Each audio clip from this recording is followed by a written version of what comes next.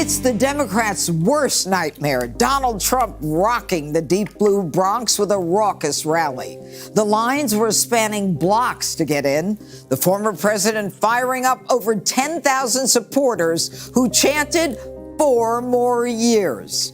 Trump on message, laser focused on the Joe Biden disaster, demolishing Sleepy's failures piece by piece in his pitch to minority voters. I have come tonight to talk about solving problems. The simple fact is Joe Biden is not getting the job done for the Bronx.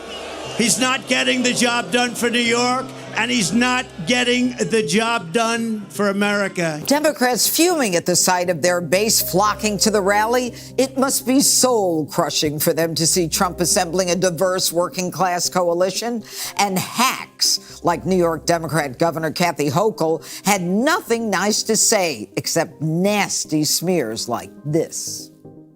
Well, I'll tell you, it won't make a difference at all, Jake, and that is for Donald Trump to be the ringleader of and invite all his clowns to a place like the Bronx.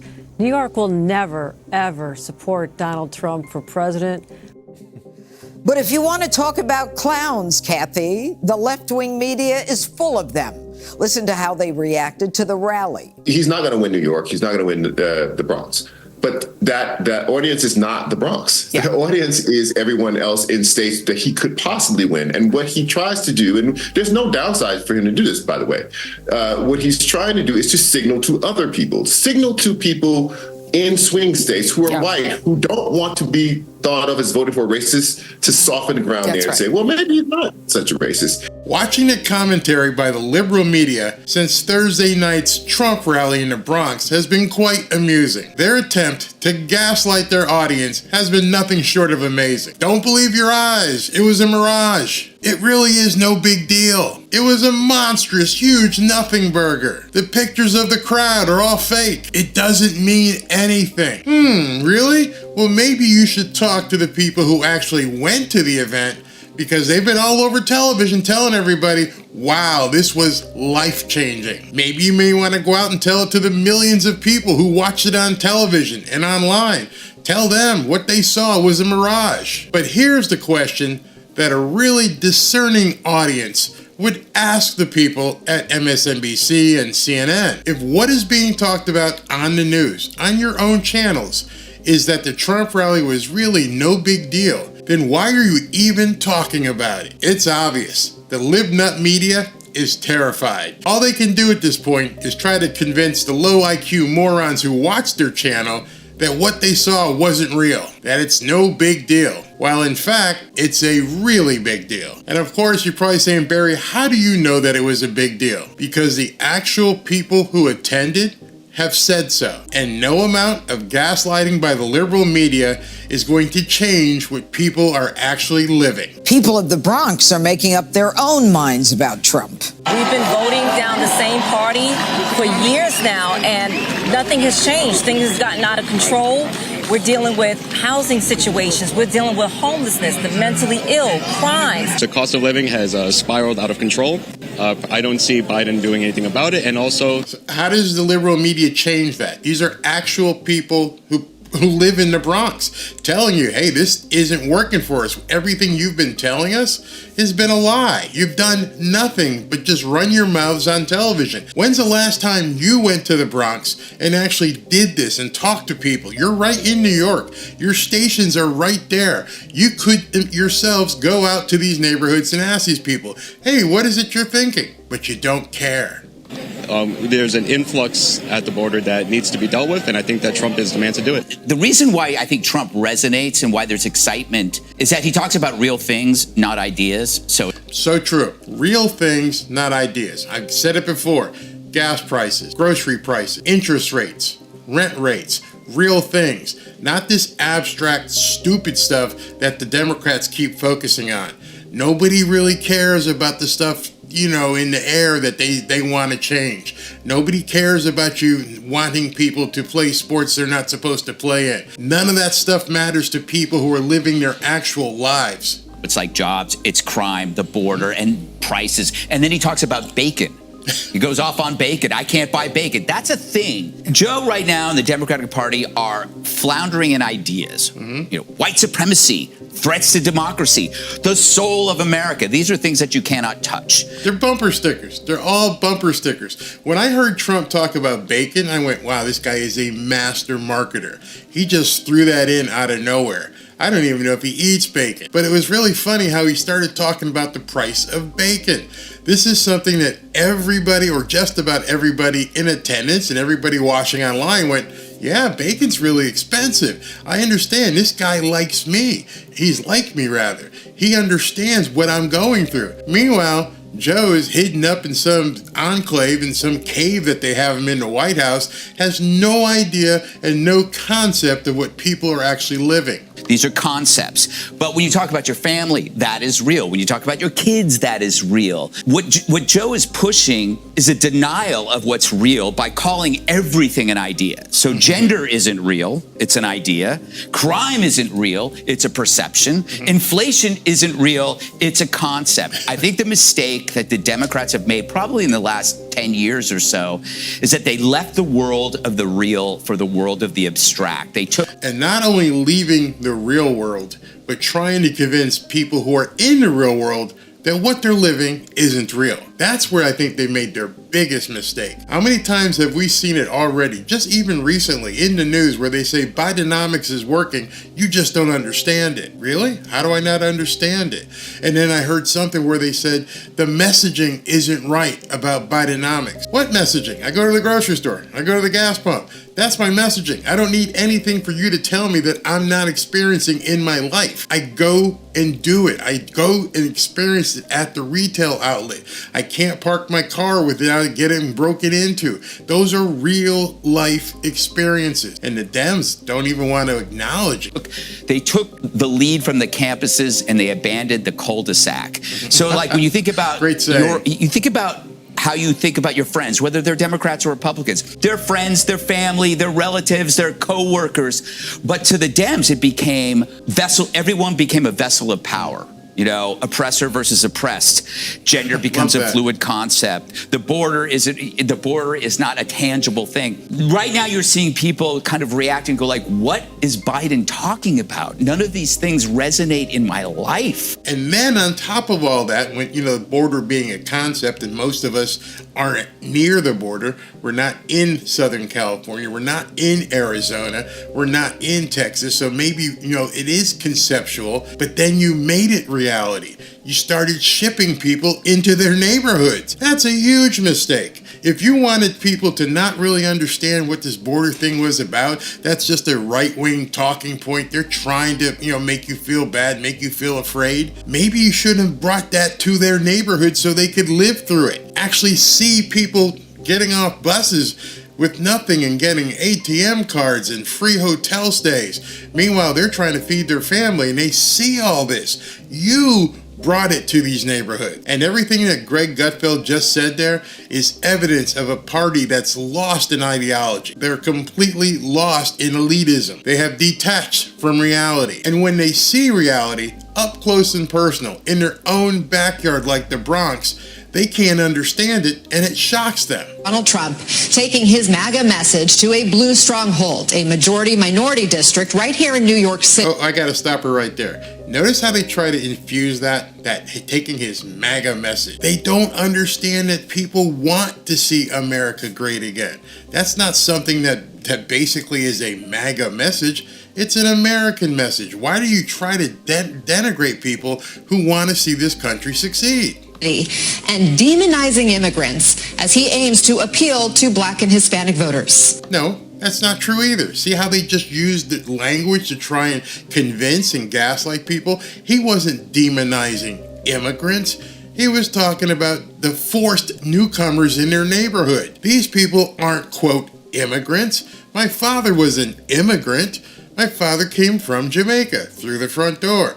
My uncles came through the front door. My grandparents on my father's side came through the front door. That's what immigration used to be. Now they've just decided to take the label away and just say that Trump's out there demonizing immigrants, which is not true. And now the people of the Bronx can see it for themselves.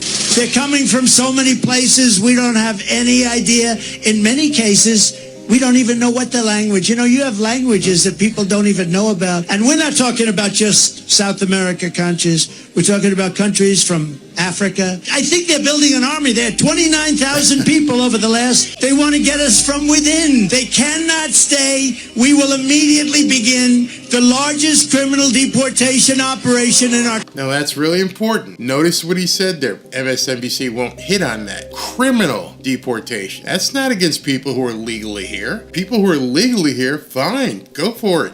You're completely allowed to live the life of an American. Criminal deportation. Country's history.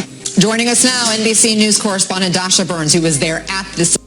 Look at those faces. These are people who saw what happened in the Bronx, and now they're like, oh, what do we do? Event. Chief strategist for the Bush-Cheney 2004 presidential campaign, Matthew Dowd, and former Obama campaign advisor, Amisha Cross. So Dasha, you were there last night. You heard it. You talked to the people who were in that crowd. How was his message received? Well, this might sound a little counterintuitive, but I did talk to folks in that crowd. Why is it counterintuitive? Because it's something that you're not used to talking about. Who themselves were immigrants. A lot of folks from the Dominican Republic. A lot of people that I talked to were born and raised in the Bronx. For some of them, this was their first ever Trump event. And when you talk to immigrants that are going to these Trump rallies, they agree with his message on immigration. Their point is, look, I did it the right way. I came here legally. And especially those... That's a good message. That's the message that they are talking. It shouldn't be counterintuitive. It's not demonizing people. These people did it the right way, and they're wondering why should these people just be let in and they didn't have to go through anything? And now you're going to dump them in our neighborhood. Living in New York right now, the sentiment I heard from a lot of voters was, we have these immigrants right now that the city is taking care of in a way that I've never felt taken care of. Is that a hard concept to understand? To me, it just drives me nuts. I'm like, how can you not get that? How can you not? I mean, if you've had children in your lives, you know you can't give one kid a lollipop and tell the other kid, sorry, you can't have anything. That's what the government's doing. They're saying, oh, these are my favorite kids. We're going to give them lollipops. We're going to give them cookies. We're going to give them cupcakes. You over here, deal with it. By this city. It was a large crowd and a diverse crowd. Yes, there were some people from Westchester, from New Jersey, but there were a lot of people there that were from the Bronx, Black and Latino voters that are sick of how much they're paying for gas and groceries, that are frustrated with the situation at the border. And that's simple. That is a simple analogy. She had to bring it back to the newsroom and go, yeah, these were people who live here, and they're really upset with all this stuff. That find President Biden's rhetoric when it comes to minority voters a little bit offensive. Take a listen.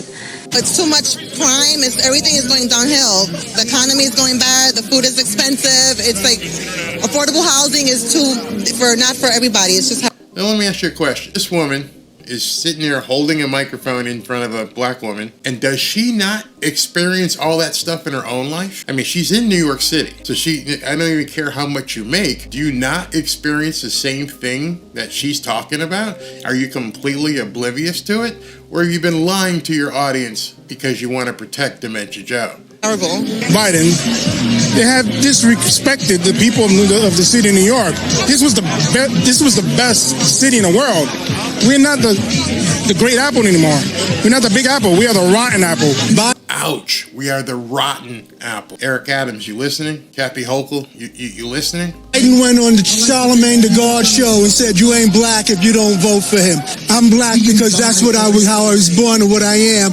And Trump is the man that can save this country. Period. I want food to go cheaper. The gas, I want gas cheaper. When I came and he was the president, the gas was a lot cheaper than it is right now.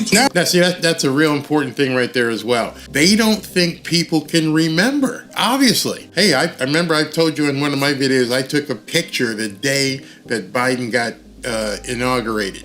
and I have what the gas prices were then, and then shortly thereafter. I saw what they were with Trump, and we can see what they are with Biden. This is the first election in history that you have consecutive presidents running against each other. Not vice presidents, consecutive presidents running against each other.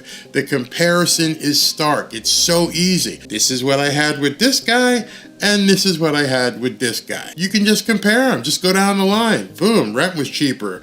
Interest rates were low. Taxes were better. Groceries were better. Gas prices were better. The reason why they can't do that, and the reason why this debate isn't really going to be a debate, because CNN is probably going to manufacture questions, because they can't ask Dementia Joe about the things that really matter to people. I don't give a crap about climate change. I don't give a crap about some people being able to play a sport they're not supposed to be in. People care about stuff they deal with in their regular lives. And I don't understand how the liberal media, except for the fact that they want to protect Dementia Joe, that they don't seem to understand it. They don't seem to get it at all. Are we becoming the Bronx second-class citizens?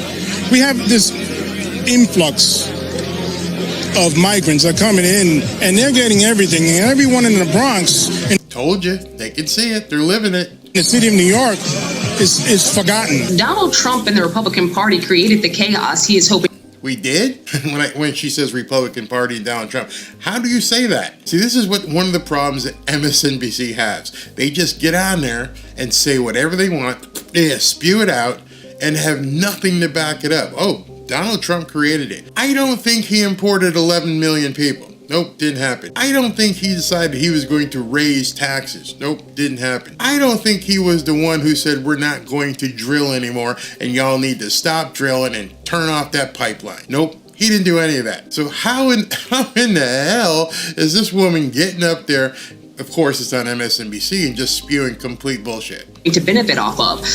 When the Texas governor, Greg Abbott, and when the Florida governor, DeSantis, decided that they were going to send migrants to cities like my hometown of Chicago, to New York, and various other places across the country, they did it with 2024 in mind. Of course they did. Wait a minute. No city in Florida that I know of, I'm pretty sure no city in Texas considered themselves a, quote, sanctuary city. You hung the flag.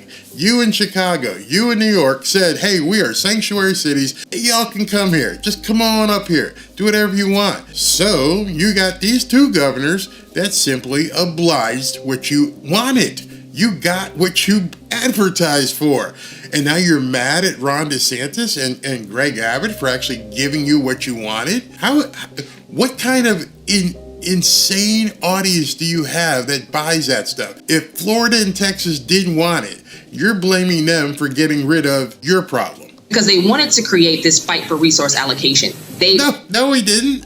No, they did. They didn't want to create anything. What they wanted to do is get these people the hell out of Florida and Texas. Fundamentally understood that many black people, as well as brown people in these communities, already were suffering from lack of housing supports.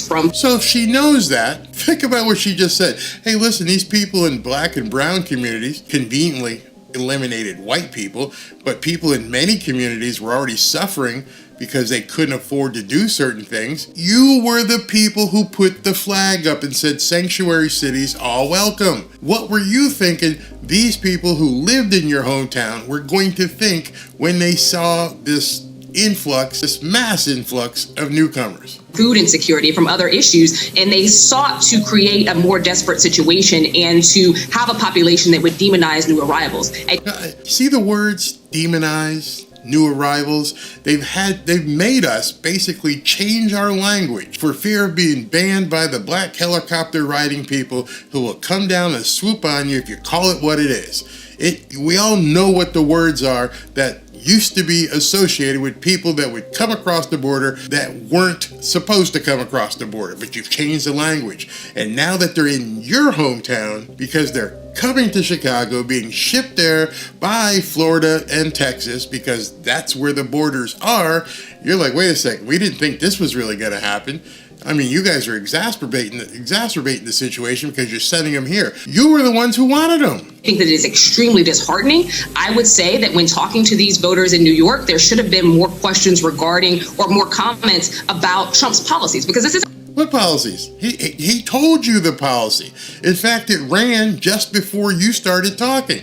His policy was, I'm getting rid of them. What did you mean should have been more questions? The question was answered. As soon as I get in office, I'm going to take care of the problem. I'm going to get them out of here.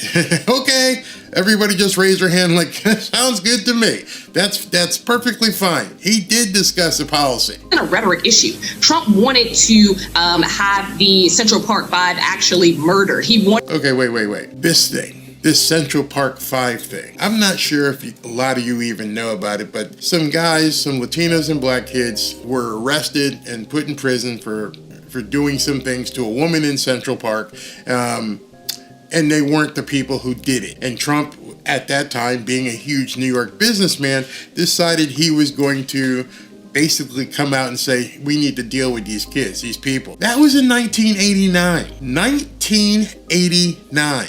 Nearly 40 years ago. 34, 35 years ago. Since that time, you could pull out a scroll of all the things he's done in New York City for New York City residents. Lots of them black, lots of them Hispanic, but they talk about something that took place, 35 years ago. 35 years ago. 35 years ago, this woman probably wasn't even born. She probably wasn't even there. And she's talking about it now like it's a big deal. Obviously, like Greg Gutfeld said, you're completely detached from reality. You don't understand reality anymore. You're talking in bumper stickers. Since 1989, Trump has been seen palling around with Al Sharpton, Jesse Jackson, Rosa Parks, getting awards from Muhammad Ali. Only when he came down the golden escalator did you, oh, hey, wait a minute, back in 1989, I remember, no, I don't remember because I wasn't here. I was just some knucklehead in my daddy and mommy's mindset. You weren't even here then, but now we're going to throw up 1989 to you. Again, you're talking in bumper stickers that nobody cares about. To ensure that the state killed those young men. He wanted to ensure that, black people did not have a space in the buildings that he had across the state of New York. In many cases, he's also pushed for anti-civil rights legislation. And the hosts on these networks just let them spew. They just let them talk and blah, blah, blah, blah, blah, blah, blah. They're talking in bullet points, in bumper stickers. Again, this isn't what people are actually living. We're not living in 1989. It's 2024. I want to know, not because of what happened in 1989, I want to know how I'm going to feed my family. I want to know why can't I get my gas tank filled up. And you're talking about something that happened in 1989. Wake up. That's why you people went, no, you know what? Don't wait. Just keep going with your BS. Already seen what Project 2025 looks like. And for black people and brown people across this country, it is an assault on our rights and an assault on our very being. You see how fast they talk? In 1995, it's an assault on our very being.